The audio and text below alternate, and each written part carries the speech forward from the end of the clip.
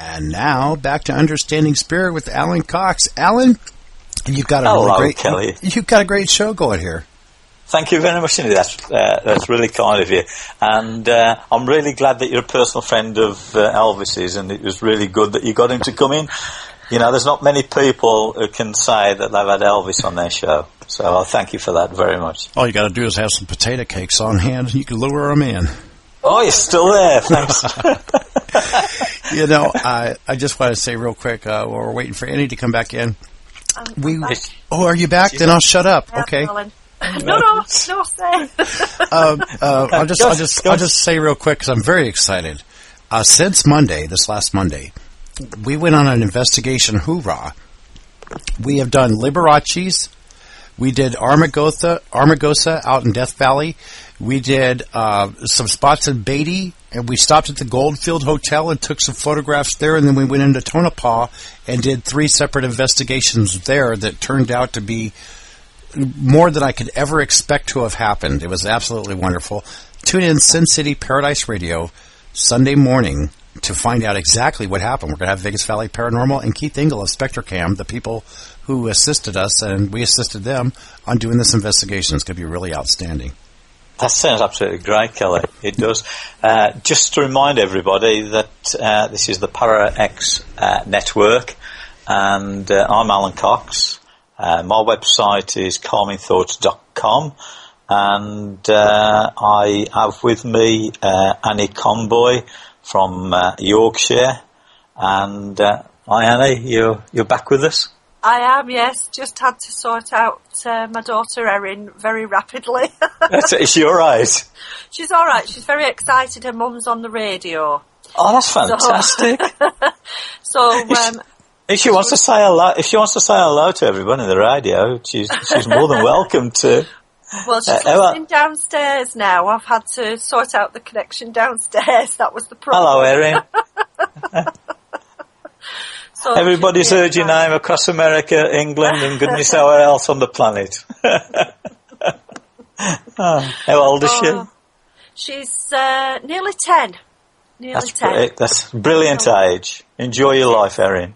So, yeah, very thrilled that Mummy's on the radio. When we were talking before, Annie, you were actually saying that there might be a chance that you might be doing your own kind of radio as well. Is that still in the pipeline, is it? Or? Yes, it is. Excuse me. I have a programme that I'm working on with Blog Talk Radio.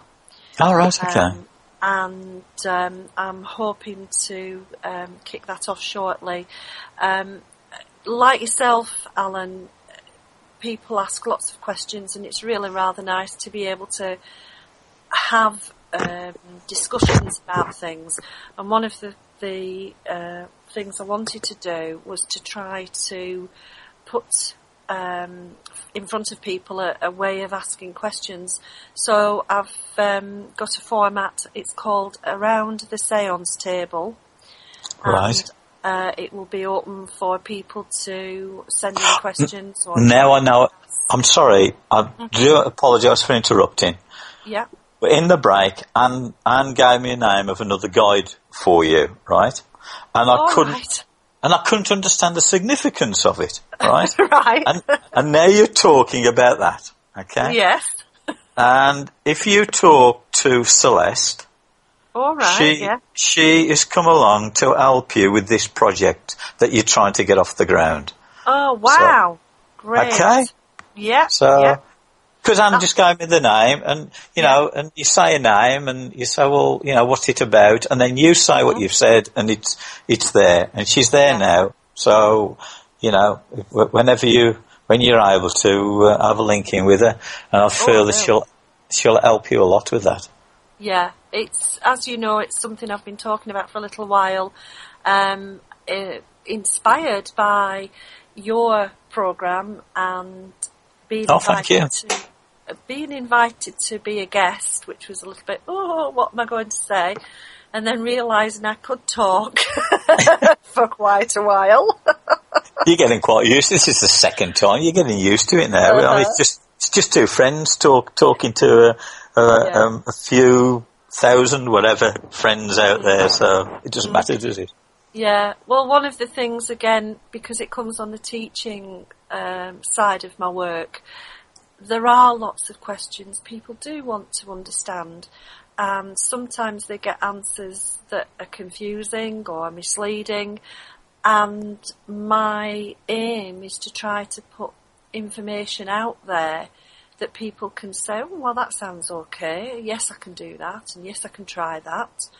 And have a resource to come back to, say, oh, you told me about this, but that didn't work quite right. And this happened. And is this supposed to happen? And if I do that, will that happen?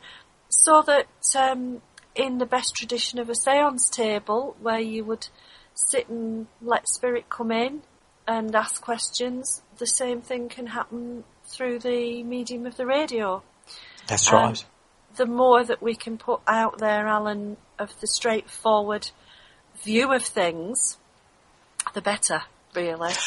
When you think about it, we live in a marvellous age in lots of ways that we can give our message out to get people thinking about their lives and about the planet and about spirit and what's going on. And we need to embrace all these different medias now, don't we? So people can, more and more people can start to think. It isn't about agreeing with us. It's about getting their minds to say, well, hang on a minute, I agree with that, or no, I don't accept that. And that's all to the good, isn't it? Mm-hmm. Everybody's entitled to question and have a view. And we're back to really sort of full circle in a sense, because that's the way that I work. Put my stuff out there and say, judge it how you will, it doesn't matter. If it makes you stop and think, is there something in this? It's very good what you say there, because that's what seems to tend to happen when I got my guests on, and all my guests are my friends, and we start off talking about whatever, and it's at a point towards the end of the show, we do seem to go around to a full circle. And I never plan any of my shows at all. I haven't even got a clue what I'm going to ask anybody, because I don't think you can plan anything like it. It has to be what is relevant at the time, and then I think that way then you get a true understanding of spirit. And don't you think that it's back to this letting go of the control and not having everything so scripted and tied down that you can't respond to anything else that's going on around, that you can't pick up maybe that somebody needs this question answering. But if you are free wheel, so to speak, you can you may feel you're rambling on, but in reality what you're doing is you're covering the ground that's the right ground to be covered. And I find it fascinating. We always seem to do that. I tell you, I always remember with fondness is a couple of years ago now, I think it is, that Anne and I, you invited us up to the Milan's Hotel in Halifax, and I did that talk on that evening and that, and there was quite a few people there, wasn't there? And yes. It's you're standing there, and because it's very close proximity to the people who are listening to you, and you can see the different expressions on their face, and you can see some of them absolutely absorbed and fascinated, and then you can see others thinking, I don't know about this, and you can actually see it on their faces. Yeah, and again, it's that thing of. Even if people aren't sure, if it makes them go away and have a think about what they've heard, then you've done what you're supposed to do. I always work on 80-20. If I can get 80% to go away and think, it doesn't matter about the 20% who will never go away and think. The wonderful thing, about radio is that deep down you know that there's people listening to you and that, but it's almost like you can be yourself and express yourself perhaps the way that you want to. Whereas if you're actually there in front of an audience, I don't know about yourself, but I'm not saying that you don't say what you mean to say, but it's almost like it takes the nervousness out of it, talking on the radio. There's something about so many, people staring back at you. Well, that's just me personally.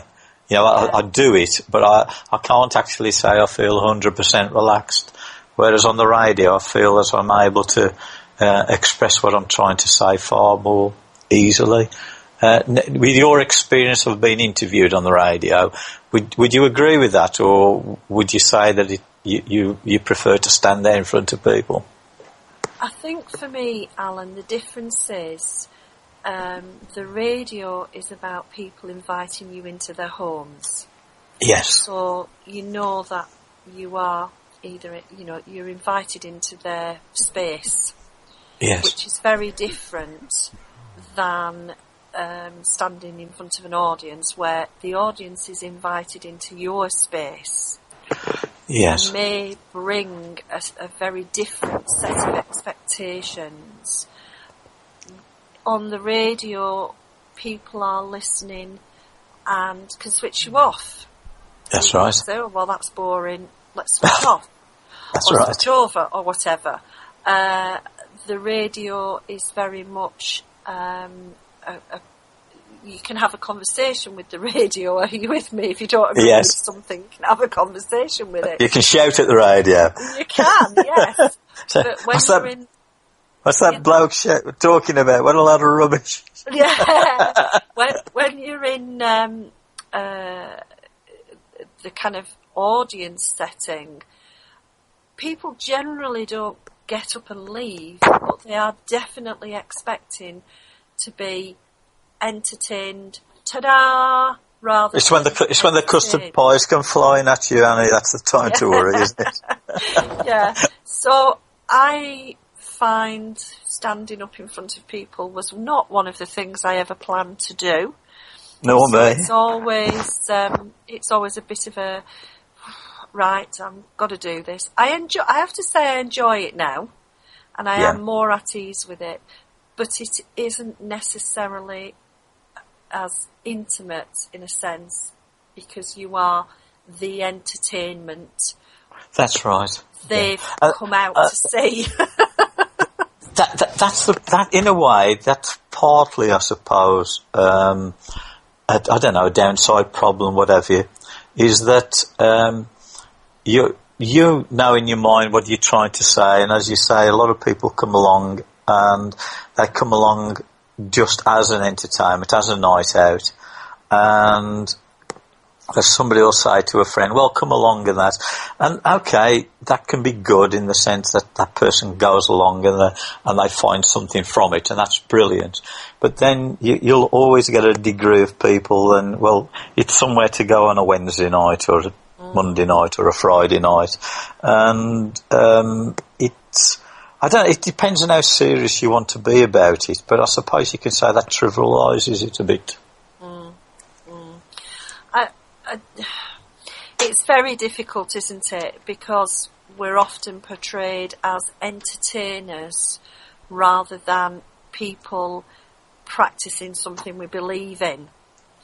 And it's very hard to step out of that at times because that's people's expectation. I find, for me, I can only be me. I'm just me, and that's it. Sum total, what you see is what you get. Yes. And that's the only way I can be if people don't find me funny, if they don't find me amusing, if they don't find me interesting, I can't do anything about that, Alan. And maybe it's not my job to do anything about it. So I think it's kind of one of the considerations I had when they actually, gave me the message, gave me the shove and sort of said you ought to be out in public. I thought long and hard about it because I was quite happy doing quiet little background things. Yeah. I didn't feel as if I wanted to stick a label on me and say I'm an entertainer. But you see, even if people go away and don't think it was interesting, this is the strange thing about it. Next day, or later on that evening, if they've gone home or meeting friends or whatever, they'll talk about it, right? Mm. And the fact that they're talking about it, whether they found it not particularly what they was expecting or not, in a strange kind of way, is getting them to think about it. So even if somebody goes away dissatisfied, the silly thing is you have actually made an impact on that person as much as the impact of the people go away and go, that's fantastic. Mm. Yeah. If you look at it like that, it's a no-lose situation, isn't it, really? Yeah. For Spirit. Certainly for Spirit, because their view is just get the contact out there, get the communication going, and if you can get people questioning, I love it when people come up to me afterwards and sort of say, I don't know how you did that, and I laugh and I sort of think, well, I do. That's one of the funny sort of things that goes on in my head, and I think, right, okay. But yes, there's that saying, isn't there? There's no such thing as bad publicity. I suppose from the Spirit point of view, there's no such thing as bad communication. Whatever happens, happens. And love you or loathe you, at least people are talking about Spirit. Yes, that's right. That's the important thing. Not necessarily mediums or psychics or, whose paranormal team is better than anybody else's paranormal team or whatever. It doesn't matter. It's the fact that people are talking about it, discussing it, and again, we're back to it opens minds. It opens some minds anyway.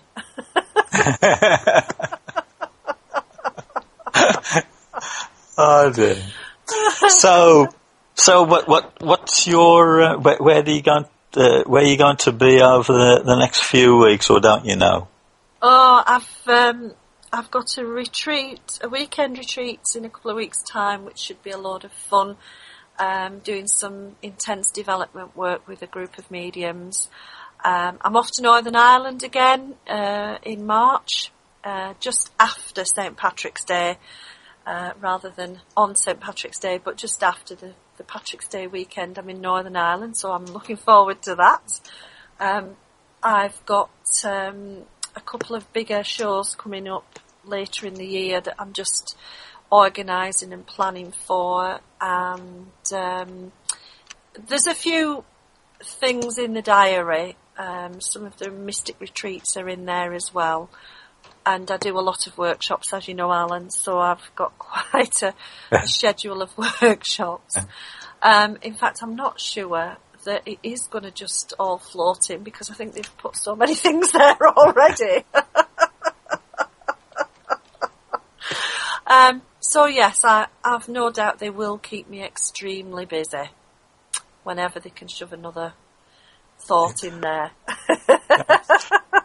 Well, unfortunately, we're going to have to wind it up in a moment, and I'm quite seriously, I've had a really great 2 hours, and I do thank Elvis for coming out of retirement.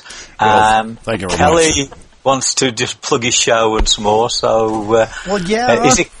I mean, come on. We just went out to Tonopah, Nevada. We also did the Armagosa. We did Liberace's. We did all these locations. Folks, the Mitzpah is rocking. We were trying to set our equipment up to get started for the investigation, and we were getting hits. We've got all this great footage. We've got an apparition walking across the graveyard, caught with the full spectrum camera. We're going to be going all of this on Sunday, 10 a.m. Eastern Standard Time, Sin City Paradise Radio. We got some great EVPs, some great history in an old mining town, and you're not going to believe we're going to have some videos we're going to show you as well. So tune in Sunday, 10 a.m. Eastern Standard Time, Sin City Paradise Radio, right here on the ParaX Network. That sounds absolutely fascinating, and if I'm able to, I will, because of the time difference over here. But if I'm able to, I will, Kelly. That just sounds really good. We covered roughly about 7 locations and using a variety of equipment, new stuff out in the field. We got some new stuff that's been developed in full spectrum camera, and we're going to talk all about it. It's going to be great. That's absolutely great. And I want to thank ParaX for having me on their airways, and I hope everybody will listen into Understanding Spirit again next week. And I hope if everybody carries on listening after my show, they enjoy the next show that comes along. But I want to thank you once again, Annie, so much indeed. And we'll talk soon anyway, won't we? Certainly, Alan. And can I just say, I've thoroughly enjoyed being on ParaX. It's a fab station. Thank you once again for inviting me. It's a pleasure, and it'd be good to, for you to be my guest again in the future.